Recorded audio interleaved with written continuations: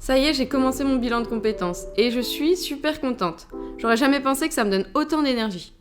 En plus, j'ai vraiment beaucoup de chance. Je suis tombée sur une super consultante.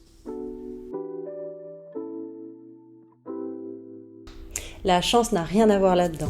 Vous avez décidé d'entreprendre un bilan de compétences pour vous et c'est très important que vous choisissiez le consultant qui vous conviendra. Moi, ce que je vous conseille, c'est d'en rencontrer plusieurs et de vous poser, mais de lui poser les questions suivantes. À savoir, est-ce que je me sentirais à l'aise avec lui pour évoquer mes réflexions, mes doutes, quelle est son expérience également, son expérience du bilan de compétences, mais aussi son expérience du monde professionnel, de l'entreprise. A-t-il été RH, recruteur, ce qui peut vous être utile pour la suite. Et est-ce que sa méthode me correspond? Est-ce qu'il est plutôt orienté sur l'action, sur l'exploration? Est-ce qu'il a des outils qui me parlent? Voilà, un certain nombre de points à valider en amont de vous lancer. J'ai déjà fait les 2 premières sessions, une en individuel et une en groupe.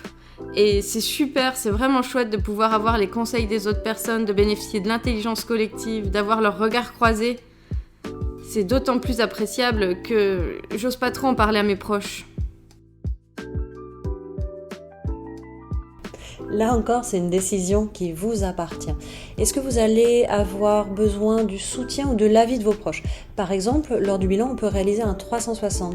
Vos proches, de manière anonyme, vont vous donner un avis, des retours sur vos compétences, etc. Donc ça peut être utile de leur parler de votre démarche. Quant à l'entreprise, si c'est une démarche entamée avec l'entreprise, bien entendu, ils savent que vous faites un bilan. S'ils ne le savent pas, ça peut être intéressant à un moment ou à un autre d'aller les voir avec une partie des conclusions de ce bilan pour leur demander une mobilité interne, une formation, parce que vous aurez des éléments expliquant votre démarche et donc les appuyant pour obtenir gain de cause. J'aurais jamais pensé, mais c'est beaucoup de travail le bilan de compétences. J'ai pas mal d'exercices à faire à la maison. Certains sont vraiment très intéressants, d'autres me font sortir de ma zone de confort. C'est très challengeant, j'aime beaucoup. Un bilan, c'est 24 heures au maximum. Ça peut être moins également. Ça peut être en visio, en présentiel, un mixte des deux. Mais ce qui est certain, c'est que c'est un travail que vous réalisez pour vous. Donc un temps va être consacré aux échanges avec le consultant qui va vous challenger, vous faire sortir de votre zone de confort, envisager d'autres possibles, des pistes. Mais il y a un fort travail personnel pour faire le point sur vos compétences, sur vos motivations, sur votre parcours dans un premier temps.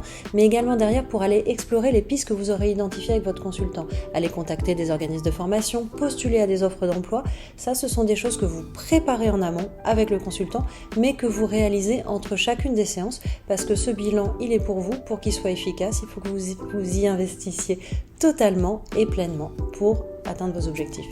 En bref, c'est une démarche accompagnée, oui, mais pour qu'elle soit un succès et que vous atteigniez vos objectifs, il faut un investissement assez important de votre part, et en même temps, c'est ça qui est intéressant.